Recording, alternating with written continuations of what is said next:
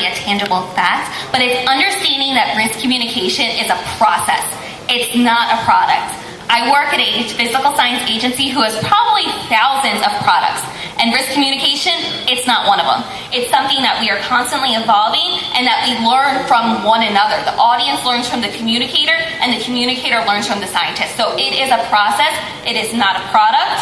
And also, consequently, there is no one-size-fits-all method for communication of risk. Instead, it's a mixture of effective best practices and a firm understanding of your audience and their needs at that specific time and moment. Thank you, Deborah. Lisa?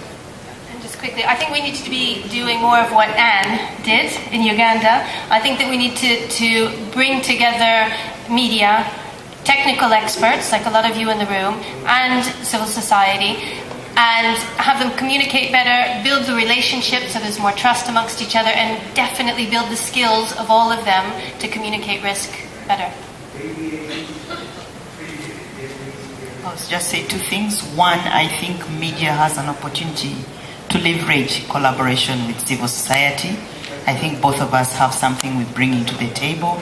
Civil society easily earns the trust you're talking about from the communities, so we can mobilize if we work together, and we also provide facts about the reality. So that is one thing that can be leveraged. The second one is really about taking communication to the front line.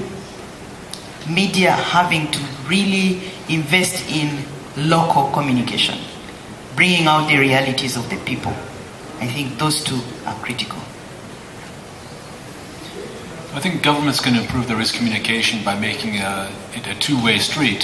So not only providing a message to a recipient, but also being in listening mode. Because as you said, Anne, oftentimes the communities, they know the risks very well, maybe even better than the researchers at the service of government. And this can improve then the knowledge of government more broadly, but also feed up into the policies that they're using, that are the results of the research, the risk assessments. Thank you. So media's role in risk communication is, on the one hand, I think Debbie, you said it's a process. It's a process just like resilience building. It needs capacity building, just as we know that the sector needs support in skills. It involves partnerships, but it also involves the local, the hyper-local, which is where the risk really is, bringing the media to the front line. But it's also that two-way process and mechanism that can actually allow a flow of information and perspectives and opinions between communities and policymakers. So with that, I'd like to bring up the final slide and also suggest to you that it's also a major research need, the role of media and communication in making risk data impactive. There is an ongoing process that I'd encourage you all to take part in.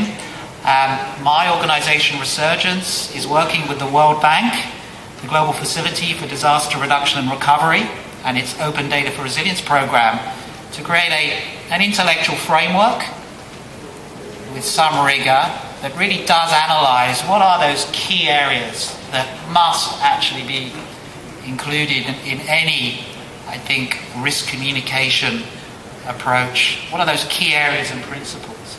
And we're going to be looking for case studies, good examples of how risk data has been leveraged to make a change, whether it's a decision to build something somewhere or not build it somewhere, whether it's a decision to insure something, whether it's a decision to leave, say, a mangrove or a coral reef in place as a natural barrier, or whether it's a decision that a community has taken or a personal behaviour that has actually been encouraged and affected. So this process will take place over the next year and will culminate in the Understanding Risk Forum in Mexico next year, which I think is the parallel forum to the global platform. If you're interested in contributing examples, please send them to myself and Simone Ballog at the World Bank. Better still, if you're interested in joining our expert panel, please speak to me afterwards. So with that, thank you very much for your participation. It's been a very nice session, It hasn't been as punchy as I thought it might be, but I think there's been some great dialogue and some great information shared. So thank you so much.